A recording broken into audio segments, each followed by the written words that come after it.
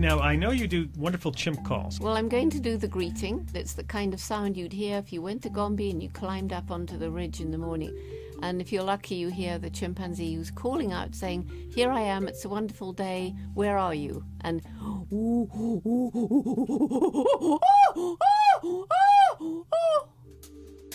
Wow. and each one has his or her own individual voice, so you know exactly who's calling. It's a pleasure to speak with you. I wanted to know if you believe there are any undiscovered large ape species.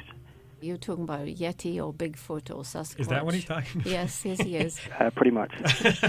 I'm out of the loop. Go ahead. Well, now, you'll be amazed when I tell you that I'm sure that they exist. I've talked to so many Native Americans who've all described the same sounds, 2 who've seen them. And there was a little tiny snippet in the newspaper just last week which says that British scientists have found what they believe to be a Yeti hair, and that the scientists in the Natural History Museum in London couldn't identify it as any known animal. Did you always have this belief that they existed? Well, I'm a romantic, so I always wanted them to exist.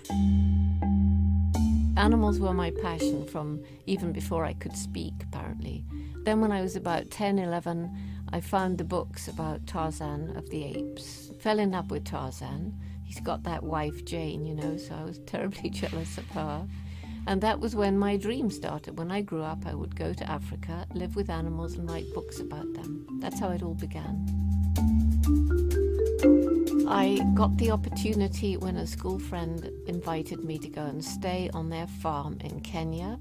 So, you know, I was 23 and I sort of said bye-bye to family, friends and country, and off I went. And that was when I heard about the late Louis Leakey. And somebody said, "Jane, if you're interested in animals, you must meet Louis."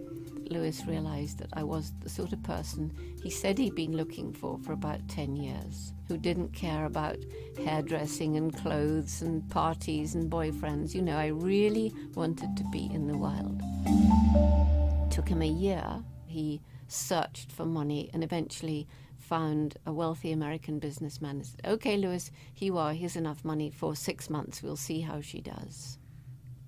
The chimpanzees ran away as soon as they saw me. They'd not seen a white ape before. And I knew if that 6 months' money ran out before I'd seen something really exciting, everyone would, you know, I would have let Louis down. Of course, at that time, we were defined as man the toolmaker.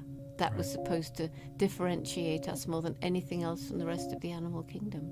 And you discovered that the chimps could make tools. David Greybeard, bless his heart, I saw him crouched over a termite mound, the whole thing, putting in the grass, picking the termites off, picking a leafy twig and stripping off the leaves, which is the beginning of tool making. I couldn't actually believe it. I had to see it about 4 times before I let Louis Leakey know, and then I sent a telegram, and he sent back his famous, "Haha, now we must redefine man, redefine tool, or accept chimpanzees as humans."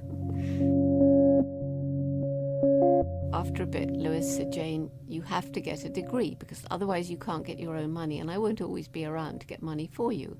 But he said, "We don't have time to mess about with a BA, so you'll have to go straight for a PhD." So he managed to persuade Cambridge in England to accept me as a PhD student.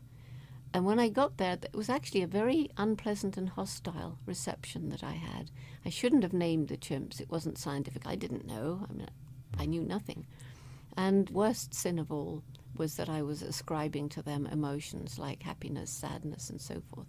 And they were just aghast at you. Yeah, they were. Whippersnapper. Yeah, I was even accused of teaching the chimps how to fish for termites, which, I mean, that would have been such a brilliant coup. I mean,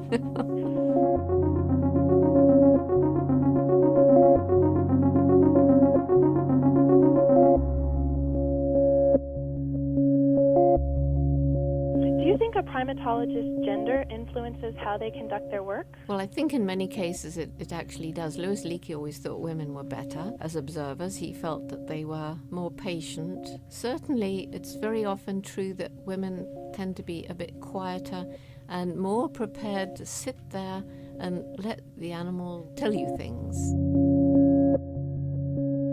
Would you rather be remembered for discovering the tool-making abilities of the chimps or for your work in the environment today? I think I'd like to be remembered as someone who really helped people to have a little humility and realize that we are part of the animal kingdom, not separated from it. When I do go back to Gombe, it's to be in that timeless world where it's soft and where life is entwined and you actually see the pattern of nature. And I always feel this great spiritual power, which I believe is around.